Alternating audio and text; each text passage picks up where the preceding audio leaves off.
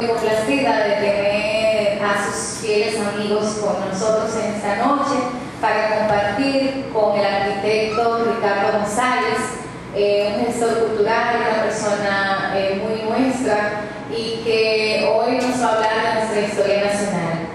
Sin más, yo quisiera por favor que ocupe la mesa de honor, en primer lugar, la diputada Nancy Santos por nuestra provincia, para que empiece por favor. Amiga de la Fundación Cesaro. Asimismo, yo quiero que pase a ocupar espacios en la mesa de honor nuestra actual presidenta, Zaira Toribio.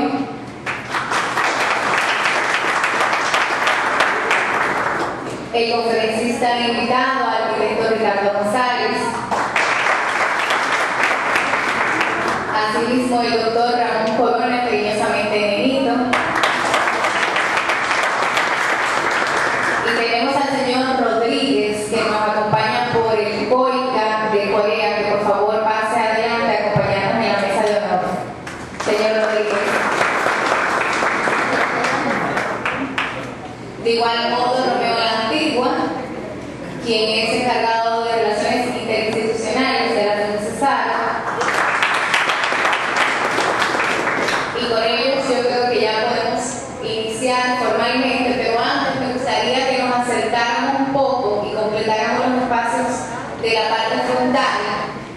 Entonces, siguiendo con la hoja de vida de Ricardo, él además ha puesto en circulación los libros Tres sucesos cotidianos, en verano de 2010, una narrativa breve basada en hechos de la vida real y el vuelo de las Guyanas, novela basada en un acontecimiento de la vida real, y ha sido catedrático universitario por más de 3 lustros. Padre de 3 hijos, Angeli, Ricardo y Manuel González Villalona, está casado con la publicista Eileen Villalona Hidalgo.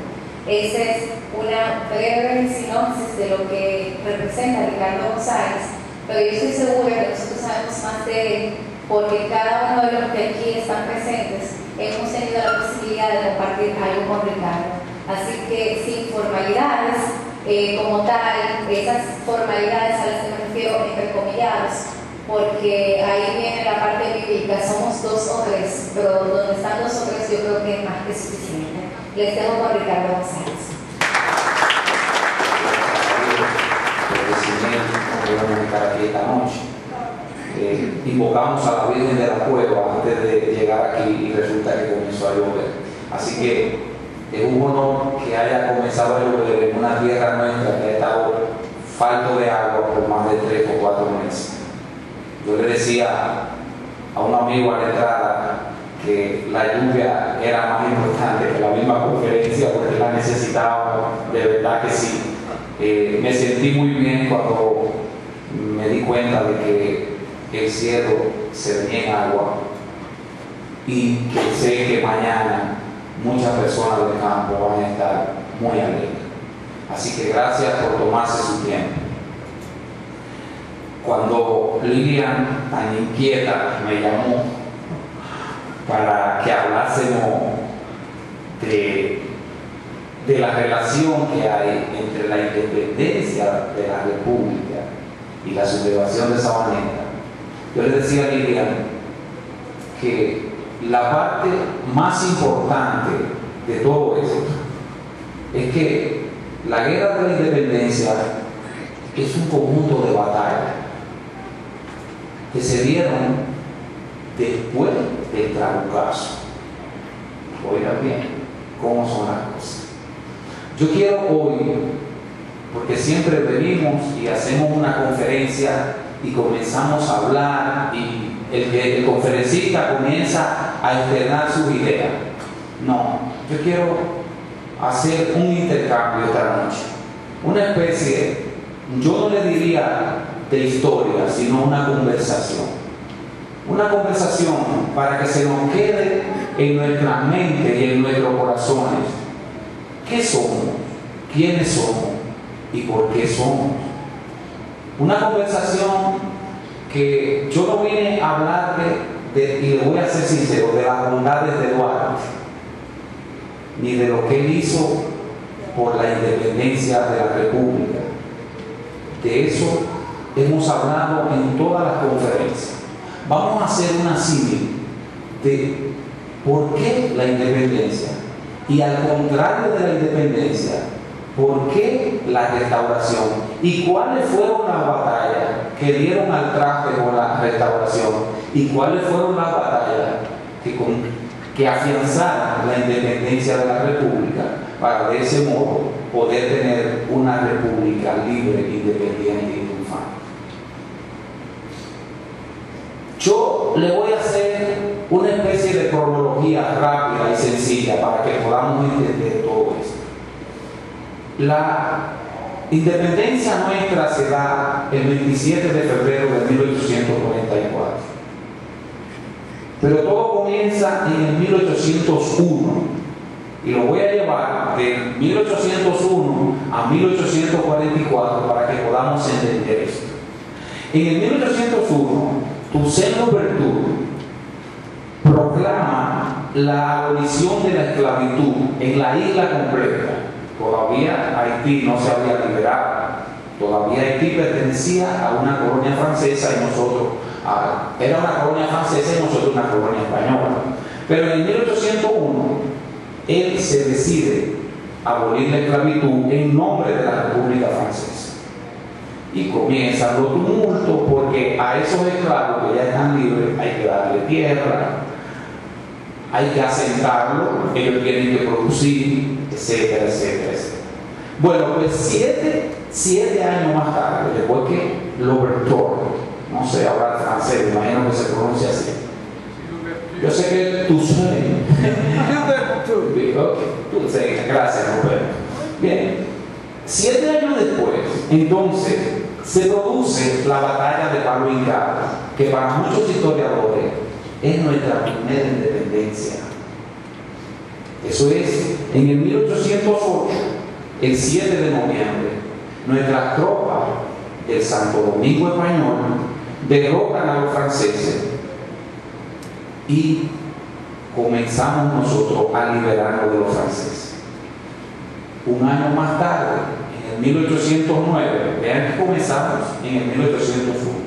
En el 1809 se comienza a producir aquí un problema de abastecimiento, de hambruna, no hay comida, aparecen muchos cuatreros y denominan ese periodo que comienza en el 9 como una crisis económica llamada la España boba. Yo sé que ustedes en la escuela oían mucho cuando hablaban de la España boba.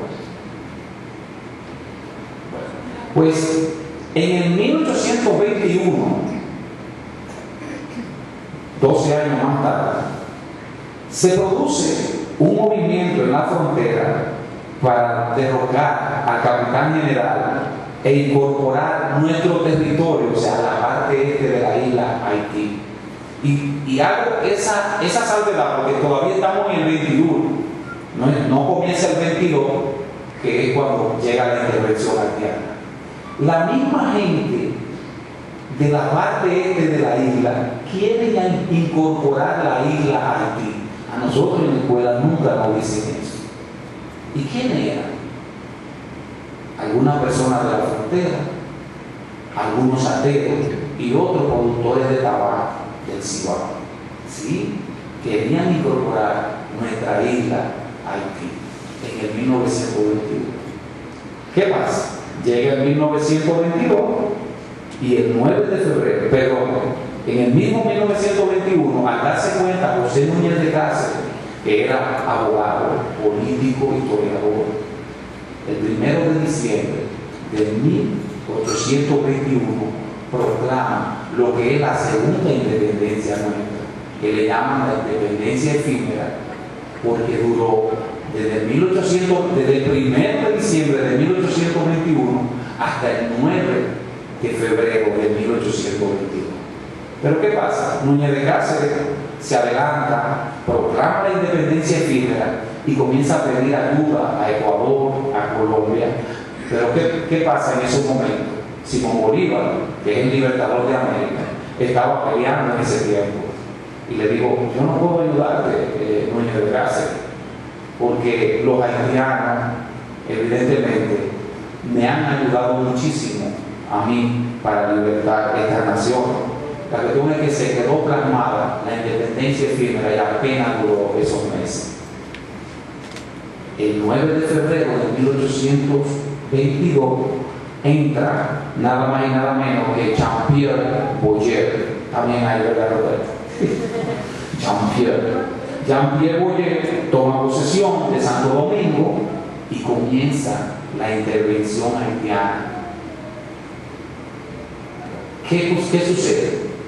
Comienza Boyer, termina de abolir la esclavitud que había comenzado con Toussaint Louverture, comienza a quitarle tierra a los que vivían, que no eran dominicanos, todavía no eran dominicanos, a los que vivían en la parte este de la isla.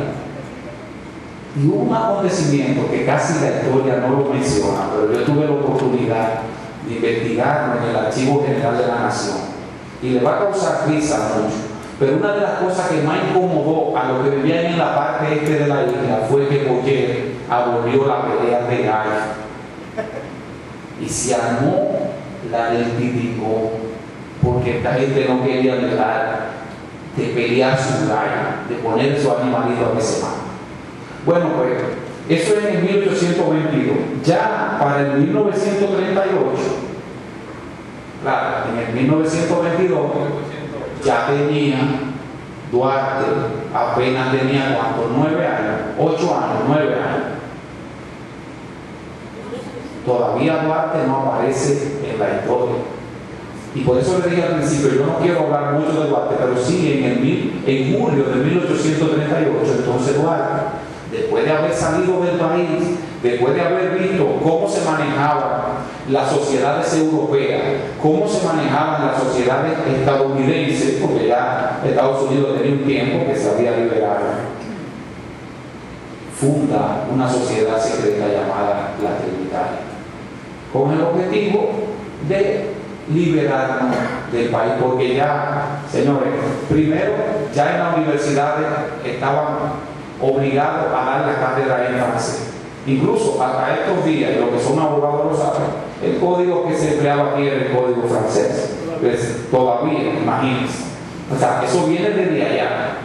Incluso las misas, que hay un cura aquí, mi amigo, la misa había que darla en francés y los curas de ese tiempo se negaron. Por favor, sí, un poquito de agua. Bien, pero estamos en 1938. Con la Trinitaria, y para que el pueblo comenzara a entender, dentro de la misma Trinitaria se crearon la filantrópica, y la ramana. Con ella, Duarte y los iniciados, como se llamaban ellos, y para qué mencionarles los 9 de edad, porque después incorporaron a Mella, incorporaron a Sánchez. Mucha gente no sabe de dónde salieron Sánchez y Mella, pero sí ellos fueron iniciados, como era lo que se llamaban los trinitarios. Bueno, pues comenzaron a explicarle al pueblo la necesidad de liberarse, la necesidad de tener una patria libre e independiente. Hasta el 1943, oigan bien, eso es un año antes del 44. En el 1943, 1800, ¿diga 1900? Ok, 1800, cuando diga 1900, quítenle 1800. En el 1843 se produce el derrocamiento de Jean-Pierre Boyer y toma el poder Charles Herald, ayudando, ¿saben por qué? Porque esa es la parte interesante de nuestra historia. Primero los dominicanos quieren entregarle esto a Haití. Luego, los trinitarios se dan cuenta que quitando a Boyer del medio, a Boyer, en el 1843, ya no viene, en 1900, ayudados por los trinitarios, quitan a Boyer y entra Herald. ¿Qué hace? Se da cuenta de que los trinitarios tienen fuerza y comienzan a apresar a algunos y a otros más fuertes como Duarte le aplican el destierro y por eso Duarte se tiene que ir. Por eso mucha gente dice, pero Duarte ni siquiera estaba aquí cuando entraba en casa. Oye, es que lo iban a matar. Si no se va, le arrancan la cabeza para que no intentara. Se va. Llega 1844, el 24 de febrero, todavía no estamos a 27. Y se produce una reunión de los trinitarios en la casa de Francisco de Rosario Sánchez, donde determinan que es eminente dar el golpe, porque Gerán ya se ha dado cuenta de que ellos están conspirando, y llega el 27 de febrero de 1844, cuando se produce el trabucazo de Mella en la Puerta de la Misericordia. Francisco de Rosario Sánchez iza la bandera en la Puerta del Conde, diciendo Dios, patria y libertad, y de ahí van a la fortaleza Osama y toman el control. Señor, nadie muerto, nadie herido. Ahí se proclama nuestra independencia. Pero ¿qué pasa? Después que se proclama la independencia, entonces es que comienzan las batallas. Porque para nosotros hablar de la guerra de la independencia, nosotros estamos obligados a entender cuáles fueron sus batallas. Habían escaramuzas de batalla, pero las 12 batallas que nos consolidaron a nosotros como independencia se dividieron en 4 campañas: primera campaña, segunda campaña, tercera campaña y cuarta campaña. Entonces, esas son las guerras de la independencia. Yo se las voy a nombrar porque me va a ayudar Giovanni Rosario, que está conmigo ahí, uno hacia arriba, y le voy a decir, no, te fuiste. Esas fueron las batallas que consolidaron la independencia de la República.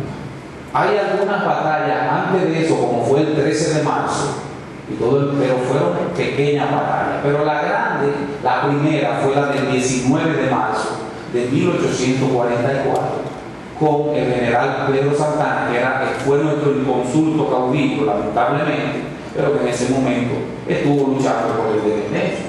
¿Y quién era? ¿A quién derrotaron? A Gerald Armé. No sé, habla mucho el idioma de los muchachos de Bodet. Esa batalla se efectuó en marzo. Nosotros salimos triunfantes. Luego, del 19 de marzo, 11 días después, en Santiago se produce la batalla del 30 de marzo. ¿Quién estaba al frente? El general José Marín Vélez. Y derrotamos a Pierro. Pero ojo, parémonos ahí un minuto. Esa es la batalla para nosotros los sabaneteros más importante de la independencia. Porque por esa batalla, señoras y señores, estamos nosotros aquí. ¿Qué sucede? Cuando el general Inver, junto con Valerio López, o López Valerio López, derrotan la hueste haitiana en su retirada, el general Pierro incendia la Jabón, y de la Jabón entonces la mayoría de gente, una parte huye hacia Guayumín y otra parte huye hacia un llano que se llamaba una sabana que le decían Sabaneta de los Novillos, que algunos historiadores dicen que era propiedad de un hacendado de Cercadillo llamado Marcelo Carrasco, que tú debes de averiguar si es familia tuya, porque eran mucha tierra. Ese es mi amigo Elio. Y otros historiadores dicen que no. Bueno, pues se asentaron ahí los jaboneros. Estaba Santiago Rodríguez, estaba Josefina Bueno, que era la esposa, y muchísimas personalidades más que a la sazón le salieron corriendo al fuego de Pierro y se asentaron aquí en Sabaneta. Y ahí nace Sabaneta, que voy a hacer un paréntesis, lo voy a dejar ahí, porque ahorita hablaremos de la restauración y vamos a estar más de cerca. Nació Sabaneta y siguen defendiendo la guerra de independencia, o sea, la consolidación de la independencia de la República. Luego viene el 13 de abril de 1844, en Asua también, y se produce la batalla del Memiso, que es donde estaba Antonio Duverger por nosotros, y Pierre, no logro leer el nombre. Pierre Paul. Sí, ok. Luego se da en lo que es la primera campaña, la cuarta y última batalla, que fue la de Tortuguero, que fue el 15 de abril, 2 días después, también en Azua. Pero esta batalla, que fue el general Cambiaso, tiene la particularidad de que fue en el mar. 3 embarcaciones nuestras agarraron unas embarcaciones haitianas y las derrotaron en el Tortuguero, que es una playa, es un acantilado de Azua, no una playa. Y ahí ganamos la primera batalla marítima de la independencia. Miren que estoy todavía en la independencia para poder entender eso, para poder entender este majarete que nos han dicho desde que estamos en la escuela, cómo es. Luego aparece lo que es la segunda campaña y aparece la batalla de la Estrelleta, que fue el 17 de septiembre de 1845. Nótense que hay 1 año y pico donde no se peleó. Los haitianos estaban preparándose para venir para acá, porque con esas 4 primeras derrotas ellos habían perdido muchos hombres. Luego viene la batalla de Belén, que esa nos toca a nosotros porque fue en Dajabón y fue en octubre 28 de 1845. Ahí, con esas 2 batallas, uno más. Ok, con esas 2, uno más. Es esa, sí. Uno más, uno hacia arriba. No. Ahí, aguántala. Ok, con esas 2 batallas se termina la segunda campaña y comienza la tercera, que era del número, que fue el 17 de abril de 1849. Miren que pasa 5 años en Azua también, que yo no veo la mayoría de las batallas. Miren cómo va a cambiar la cosa. La mayoría de las batallas que se defendieron de la independencia fueron en Azua y en el sur. Las batallas de la restauración fueron aquí, en la línea norte. La número 8, que fue la de las carreras, también se produce en Azua el 23 de abril de 1849. Luego viene la cuarta campaña, que fue la batalla de San Tomé, el 22 de diciembre de 1855 en San Juan, con el general José María Cabral Ibarra, y Faustino Sobluc perdió esa batalla por los haitianos. La número 10, que fue el Cambronal, el 22 de diciembre, el mismo día, en Neiva. O sea, se perdió ese mismo día en San Juan y en Neiva. El general Francisco Sosa estuvo al mando de nuestras tropas. La batalla, la número 11 de la cuarta campaña, que fue la batalla de Sabana Larga, el 24 de enero de 1856. Pero la voy a parar ahí. Esa batalla tiene incidencia en Sabaneta. ¿Por qué? Y cuando yo le decía que nosotros teníamos un papel en la historia, en esa batalla pelearon 2 sabaneteros. Santiago Rodríguez Mazagó, que ya para la sazón era nuestro, porque tenía alrededor de 12 años que vivía aquí y tenía 43 años de edad, 46 años de edad, o sea, y la gran Petronila Gau, que nació en Agua Clara, en una comunidad de Agua Clara. Por eso muchos historiadores a veces colocan a Petronila Gau en la guerra de la restauración, pero ella tuvo un papel más pasible en la restauración, porque ya Petronila a la sazón era más o menos de la edad de Santiago Rodríguez Mazagó. Entonces, nosotros como sabaneteros peleamos en la batalla de Sabana Larga. Yo le voy a decir algo, hasta que yo no me introduje en el Archivo General de la Nación, yo no lo puedo entender. Ahora sí, ese es nuestro papel. Sí tuvimos repercusión en alguna batalla de la independencia, porque en la restauración somos los héroes olvidados, pero ahí sí. Y luego la gente dice ya a Cuba, ustedes pongan el nombre que quieran. La última y gran batalla se produjo el 24 de enero de 1856, estamos hablando casi 12 años después de la independencia, que fue en Puerto Plata, y esa batalla la ganamos terminando así por todo lo alto y lo ancho con lo que sería el ataque haitiano sistemático. A partir de ahí, los haitianos entendieron que nosotros le íbamos a ganar en todas las batallas subsiguientes que teníamos, y se tranquilizaron y se dieron cuenta que ahí se consolidó la independencia de la República. Nuestro papel, un papel quizás un poco tímido, pero jugamos un papel en una de las batallas de la independencia. Ayúdame, Luan. Bien, ¿qué pasa? La restauración de la República, y ya voy a tratar de llevarla, se da por condiciones muy diferentes a lo que fue la guerra de independencia. Porque realmente la restauración de la República, la guerra de la restauración de la República, y bien lo dicen la mayoría de los historiadores, empezando por González Tabla, empezando por el profesor Juan Bosch en su libro Guerra de la Restauración, siguiendo por Archambul, J. Concepción, y la mayoría de historiadores, que son pocos, porque nuestra historia está muy mutilada. La historia de la restauración era una guerra de guerrilla.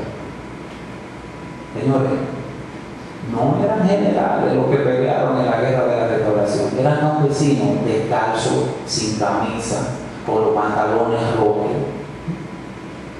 comiendo lo que encontraran en el campo, pero con un fin específico: restablecer precisamente la independencia de la República. Porque resulta, y eso no lo dicen muchos libros, en 1861, cuando el inconsulto caudillo anexa nuestra parte de la isla de España, él había venido porque los santiagueros lo habían mandado a buscar, porque él estaba en el exilio. Él estaba en una islita de esa islita pequeña, que ahora están hablando de muchísima cuestión, como la cuestión esta del tratado. Pero los santiagueros de Santiago, los tabaqueros de Santiago, decidieron sacarlo del exilio porque Buenaventura Páez lo estaba engañando, produciendo papel moneda sin ningún tipo de correcto. Y entonces lo traen al país. Lo traen. Él está por allá, en turcos y caicos. Y lo traen y lo insertan a tratar de quitar nada más y nada menos que a Buenaventura Páez. Pues el hombre, después de en ese tiempo le dan a este señor, para que arme un ejército, yo estoy hablando de 1859, le dan $5,000. Eso es como si le entregaran ahora mismo 600 millones de pesos. Él forma un ejército, sube a Santo Domingo, mantiene sitiada la capital. En lo que ellos están, en lo que el inconsulto caudillo está sitiando la capital, los tabaqueros de Santiago se van a Moca y hacen una constitución, que fue la constitución del 61, que no lo he mencionado. Por eso no vale de nada, porque el inconsulto dijo que no. Cuando él se apoderó, porque Buenaventura Páez se fue, se llevó, porque eso parece que viene de lejos, se agarró la casa de gobierno y todo lo que había que tuviera algún valor, llenó 3 boletas y se la llevó. Y dijo que eso se le debía a un gobierno extranjero. Se la llevó y se la robó. Ladrones. Pues la gente no quiere decir las cosas como son. Pero yo ahora veo que cuando Santiago de los Caballeros, el 7 de septiembre, prende la ciudad para sacar la oeste de los españoles de aquí, era porque realmente ellos tenían una deuda con ellos mismos, porque ellos fueron que trajeron me perdonan la expresión, al carajo de Pedro Santana, porque estaba en el exilio.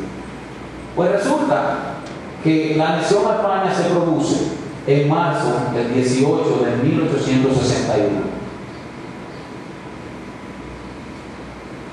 en cada plaza de armas, que eran los parques de toda la comunidad, había que arriar la bandera nacional, la enseña tricolor e izar la bandera española. Algunas ciudades se dijeron que no lo iban a aceptar.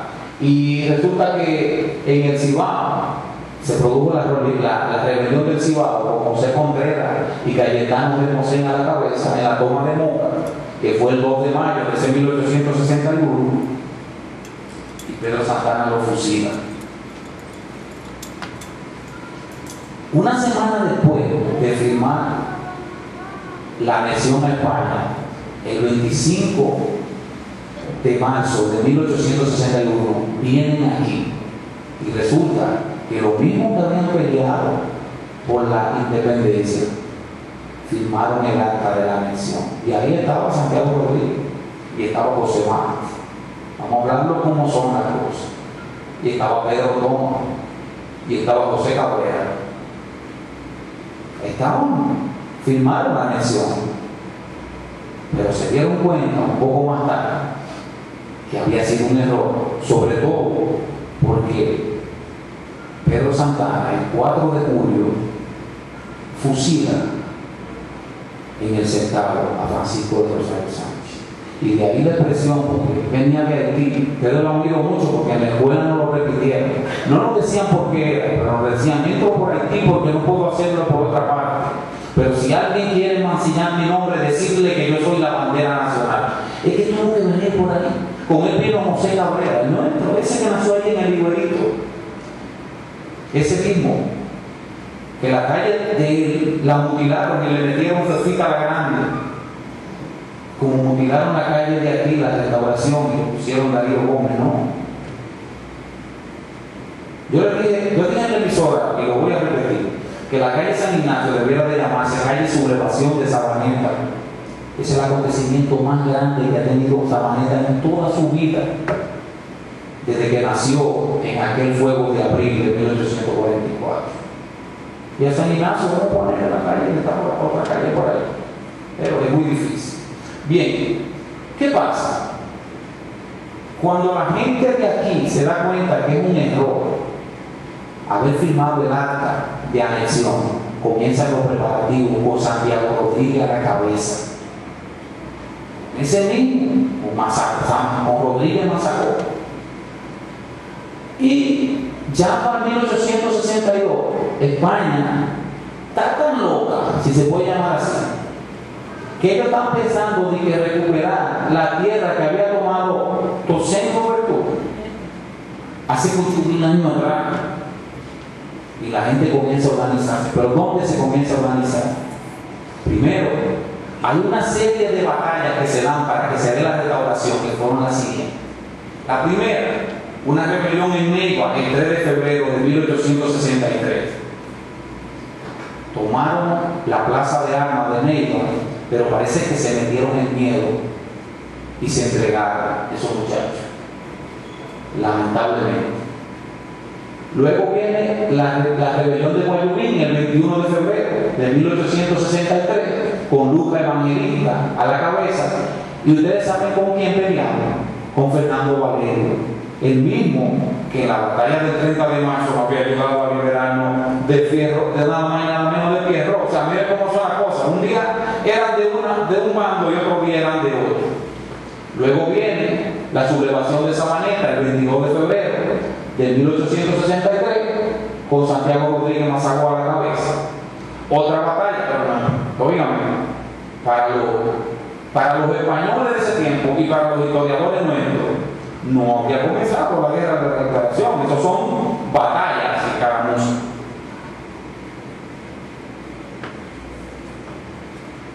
Luego viene la batalla del Peñón, que fue el 23 de febrero de ese mismo año en San José de las Matas, donde ustedes van a ver ahí,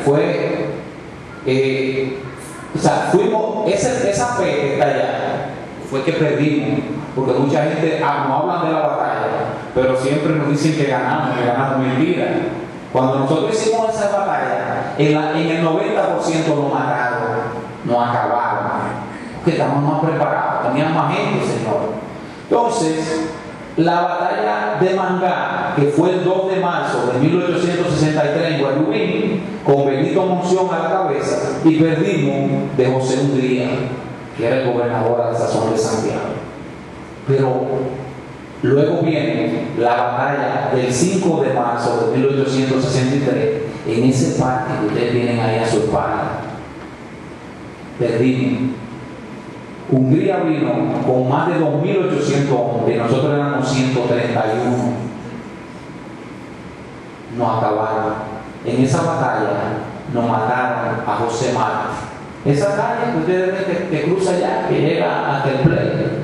A José Mártir, cuando se le acabaron las municiones, agarró un machete y a grito de machete carajo, le fue encima a la Legión Española y lo mataron. Uno de los guardias españoles, cuando lo estaban recogiendo, José Mártir, le dijo a la persona que lo estaba recogiendo: llórenlo, porque más guapo que es posible que no nazca en este país en los próximos 10.000 años. Así de sencillo. Pero yo quiero pararme ahí para decirle algo que yo investigué. Y esto es grande porque esto no se ha hablado nunca en la historia.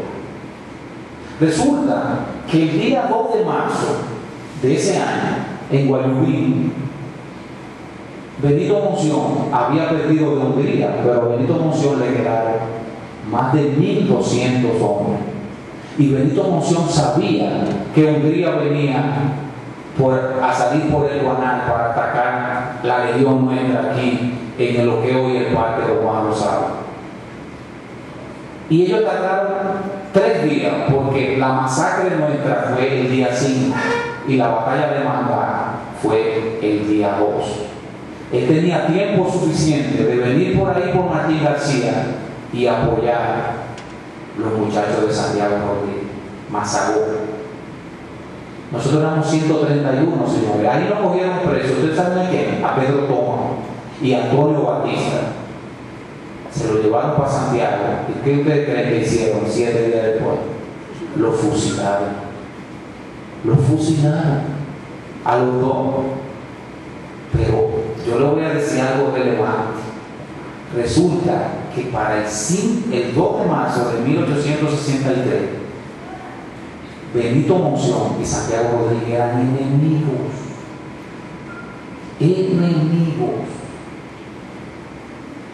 Y esa fue la razón por la que Benito Monción no trajo sus hombres a pelear en esa batalla, lamentablemente.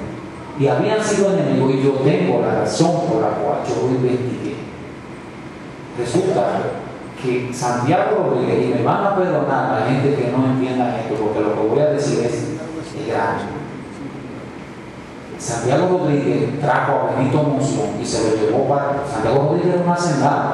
Es más, cuando ellos se van, los 172 días que duran en Haití preparándose para subir al Cerro Capotillo, 16 de agosto, todas las armas las compró Santiago Rodríguez con su dinero, de su bolsillo. Y déjenme decir, yo tengo hasta el nombre de quien le compraba las armas en Haití. Era apellido Fanfan. Aquí hay familia Fanfan. Y de ahí viene. Pero resulta que no lo ayudó, porque Santiago Rodríguez se dice que Benito Monción le había hecho un negocio turbio con unos cerdos que habían mandado a vender Santiago Rodríguez y se enemistaron. Y miren cómo es la historia, porque nosotros estamos aquí no es para contar la historia, sino para ver cómo hubiesen sucedido las cosas si no hubiesen estado enemistados, si no hubiesen sido enemigos. A lo mejor no matan a José Mártir. A lo mejor no ponen preso a Pedro Toma y no lo fusilan en Santiago. Son nuestros, óyeme, son de aquí. Y le voy a decir algo, las autoridades, aquí tenemos ganancias y eso, pero las autoridades municipales, señores, aquí en la calle José Mártir y en la calle Pedro Toma, debería de haber una carga de este tamaño, con la biografía de esos 2 hombres y un acta de bandera, a izar la bandera en los días patrios, porque esa gente dieron la vida por nosotros, para nosotros estar aquí. Es increíble. Es increíble. Bueno, pues después de la batalla de Sabaneta, que no acabaron, al otro día, los que quedaron vivos, que fueron pocos, se fueron a Villa y firmaron aquel manifiesto que ustedes saben, que se iban a luchar por la restauración de la República, que iban a exponer su vida. Se fueron para un sitio de Haití, compraron armas y duraron 172 días allá y bajaron el 16 de agosto. Al 16 de agosto es que se le da con el nombre de lo que es verdaderamente el inicio de la guerra de la restauración. Pero ya cuántas batallas hemos peleado. Muchísimas. En la independencia peleamos después de Trabucazo, pero para la restauración comienzan entonces la batalla de Arroyo de Maguaca el 17 de agosto de 1863. Léase, lunes 17 de agosto, después de que bajaron de Capotillo. ¿Y quién ustedes creen que hizo la enseña tricolor? Pero primero les voy a decir algo que le va a doler más. ¿Ustedes saben quién mató a José Márquez? Gaspar Polanco, que a la sazón era español.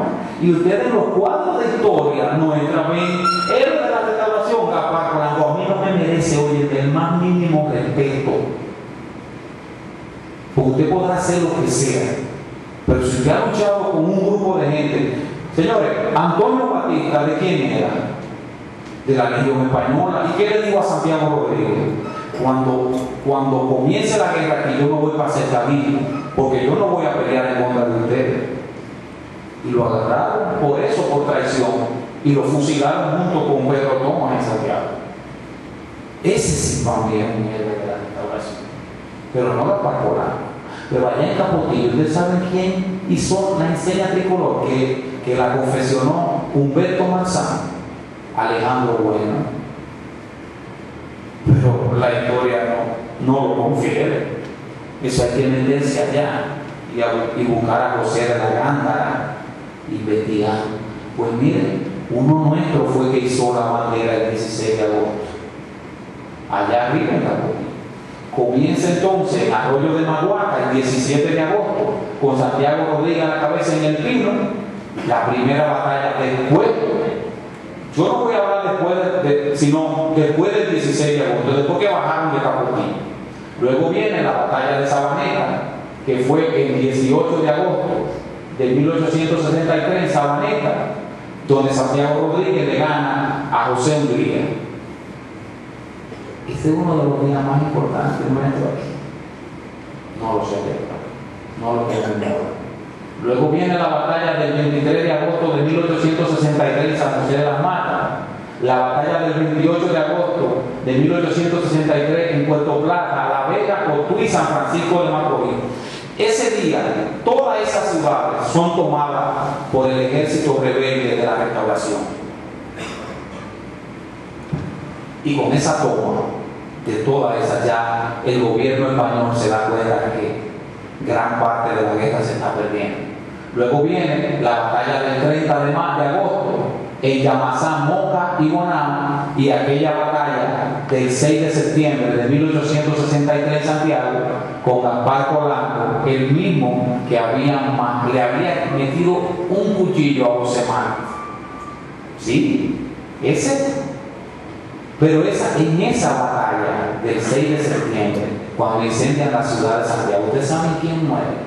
Agarrando un cañón, Francisco Zuriel, nuestro de aquí. Y en la calle Francisco Zuriel, los 6 de septiembre, debería de estarse una bandera, debería de tocarse el himno nacional.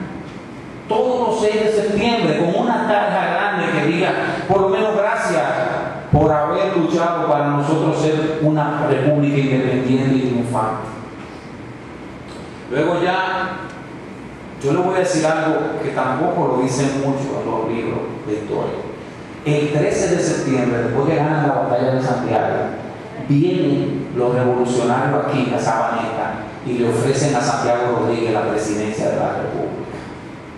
Y él la rechaza.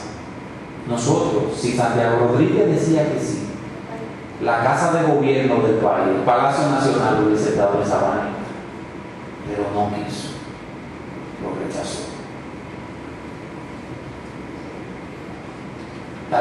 Yo tengo ahí algunos héroes, otros no, pero quiero que lo conozcan, algunos rostros, porque a veces nosotros hablamos de muchos de ellos y no conocemos su cara. Ahí está Santiago Rodríguez Mazagó, para mí personalmente, el más grande de la guerra de la restauración, el padre de la guerra de la restauración de la República, de la independencia de la República. Está Benito Monción, que a pesar de que fueron enemigos, por lo que le dije, cuando bajaron el 16 de agosto, que Benito Monción coge hacia Guayubín y Santiago Rodríguez hacia acá, ya ellos en esos 172 días habían hecho la paz. Sígalo, mi amigo Giovanni. Ahí está Pedro Antonio Pimentel, en el medio está Humberto Marzán, que fue quien confeccionó la bandera que se hizo en Capotillo. José Cabrera Gómez, nuestro, nació aquí, Sabaneta. Llega, sígalo, el amigo. Hay muchos rostros ahí, al pasito, ¿sabes? Otro más, arriba, no, uno más. Ahí está Fernando Valerio, que en un momento determinado fue nuestro en la batalla del 30 de marzo, y luego comandaba la plaza de armas de Guayubín aquel 21 de febrero.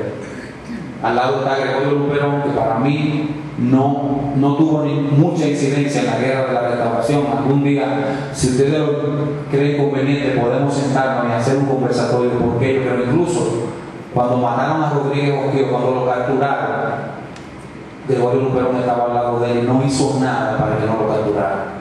Sí. Ahí está Pedro Francisco Bonó y Manuel Rodríguez Oquío, que dicho sea de paso, a Manuel Rodríguez Oquío lo atraparon en el Pino. ¿Y usted sabe quién? Juan Gómez. Y lamentablemente, mire si la historia está distorsionada, lo pasearon por aquí, por Montecristi, por Guayubín, por Santiago, y luego lo fusilaron en la capital. Y nadie hizo nada. Sin embargo, ¿quién lo atrapó? Juan Gómez, uno que tiene el nombre de una calle de nosotros. Por suerte le dicen la calle de los Cuernos, porque todo el mundo la conoce como la calle de los Cuernos. Es increíble que un elemento que haya atrapado a una persona de la categoría de Manuel Rodríguez que tenga el nombre de una calle aquí en Sabaneta. Sin embargo, Antonio Batista, que lo fusilaron en Santiago, no tiene ni un callejoncito. Así somos. Dele, amigo Giovanni Rosario. Ahí está el consulto Caudillo, lamentablemente. Está con el Pepillo Salcedo, que fue el primer presidente. Lamentablemente a Pepillo Salcedo lo fusilaron también. Del para allá. Y la sublevación de Sabaneta sucede, como le dije antes, y lo hemos hablado muchísimas veces, se iba a producir el 27 de febrero, pero el 21 de febrero llega Casimiro Rodríguez, un hermano de Santiago Rodríguez, y le dice que todos los pueblos del Cibao están listos para darle el zarpazo. El 21 de febrero, el sábado, Norberto Torres, uno de la guarnición de ahí de Guayubín, tomándose unos tragos, un guardia de la región española lo llama paisano, él se siente mal y le dice prepárese, pero voy a decir quién es el paisano dentro de 5 días. O sea que él delata el plan, tienen que adelantarlo, y el 21 de febrero Norberto va al Pocito, busca a Luca Evangelista da el golpe en Guayubín, que estaba comandado por Fernando Valerio, y el 22 de febrero, el domingo, se da el golpe aquí. Ya el 23 de febrero se da, comandado por Mé, se da en Montecristi, luego se va a San José de las Matas, y por eso es la cuna nuestra de la restauración, porque nosotros comenzamos, nosotros aquí nosotros fuimos los ideólogos de la restauración de la República. Más, dale para arriba. Sigue, le está dando al revés. Y escúcheme, que el instructor mío fue ahorita que lo pusimos. Sigue, pero lo está haciendo bien, Giovanni.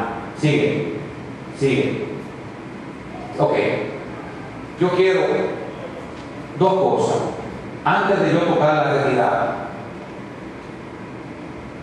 cuando uno se adentra en trabajo de investigación, se encuentra con muchísimas cosas que uno no sabe.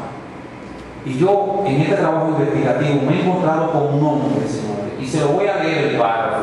Dice: Antes de tocar la retirada, quiero reconocer a varios héroes, heroínas, próceres, mártires de la gran y sublime gesta restauradora, quienes fueron y son nuestros dominicanos todos, sabaneteros, capitaleños, cibaeños, dajaboneros, linieros. Varios de ellos vinieron a Sabaneta antes y durante la sublevación. Y quizás ustedes también, amables lectores, eso es parte de, al igual que yo, no sabían de ellos hasta ahora. Sepan que he luchado con una bravura inagotable e infatigable, rebuscando en los rincones del tiempo para conocer más de los nombres y apellidos de estos grandes personajes.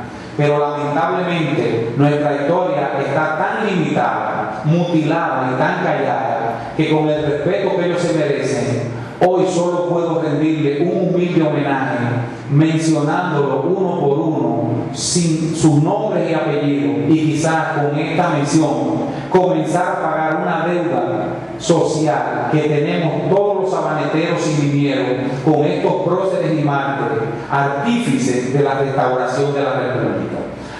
Y van a haber muchos nombres que ustedes no lo han oído nunca, y me pasó a mí también, o sea que no vayan a creer que nada más ustedes. Alejandro Campos, Lucas Aquino, Ramón Martínez, José Alejandro y Casimiro Rodríguez, hermano de Santiago Rodríguez, Pedro Antonio Pimentel, Domingo Maldonado, Feliciano Bueno, Manuel Hernández, alias Chileno, Anselmo Gómez Lázaro, Juan Cándido Fanfán, Tomás y Pascual Sentinel, Petronil Hernández, Josefina Bueno y la gran Petronil Araga. Ellos, aún latentes en el centro de nuestra grandiosa e histórica Plaza de Armas, y desde la barrera del olvido y entre la oscura sombra de lo desconocido, me he atrevido a nombrarlo. Y sé que ellos también forman parte de esta simiente de bravura libertaria, de nuestra lucha restauradora, de nuestro coraje y de nuestro orgullo de ser sabanetero. Ellos se merecen un aplauso.